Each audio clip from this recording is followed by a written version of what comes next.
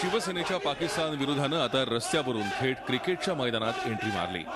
Cricket सामन्यांचा कार्यक्रम ठरवण्यासाठी BCCI अध्यक्ष शशांक मनोहर आणि पाकिस्तान क्रिकेट बोर्डाचे अध्यक्ष शहरियार खान यांच्यात सोमवारी सकाळी बैठक होणार होती।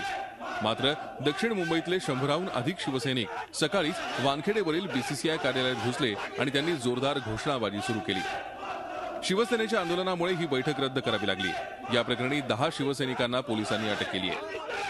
पाकिस्तानचा पीसीबीचा अध्यक्ष शहरियार खान तो या ठिकाणी मीटिंगला आलेला होता। त्याला आम्ही धडा शिकवलेला आहे आणि त्यांनी अध्यक्षांनी शशांक मनोहरनी सांगितलं ही मीटिंग कॅन्सल केलेली आहे आणि हा जीत शिवसेनेचा आहे आणि आम जनतेचा आणि भारतीयाचा जीत आहे। शिवसैनिकांच्या या आंदोलनाचं शिवसेना नेत्यांनी जोरदार समर्थन केलंय। हा काही आम्ही फार मोठा गुन्हा किंवा अपराध केला असं आम्हाला वाटत नाही। कायदा हातात घेण्याचा प्रश्न नाही, आम्हाला कायदा कळतो।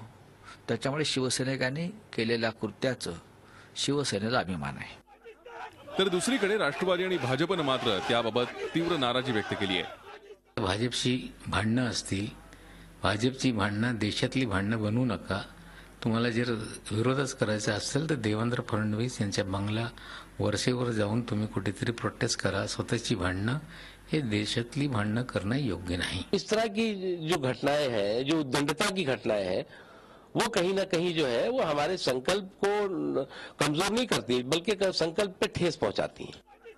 आधी गुलाम अलींचा कार्यक्रम रद्द, नंतर कसुरींच्या पुस्तक प्रकाशन सोहळ्याचे आयोजक सुधींद्र कुलकर्णी यांच्या तोंडाला फासलेली शाई आणि आता थेट बीसीसीआय ऑफिसात धडक। गेल्या काही दिवसात शिवसेनेच्या पाकिस्तान विरोधाला एवढी धार येण्याचं कारण काय?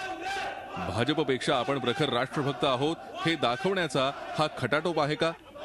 महापालिका निवडणुकीच्या तोंडावर आंदोलनाचा बार उडवून देऊन मतं मिळवण्याचा प्रयत्न आहे का?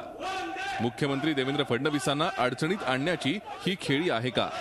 आणि पाकिस्तानवरून आकांड तांडव करणारी शिवसेना महागाईचा आगडोंब उसळला असताना तूर डाळ गिळून गप्प का, असे सवाल देखील उपस्थित होत आहेत। Bureau report, Zee media. Zee 24 तास रहा एक पाऊल पुढे।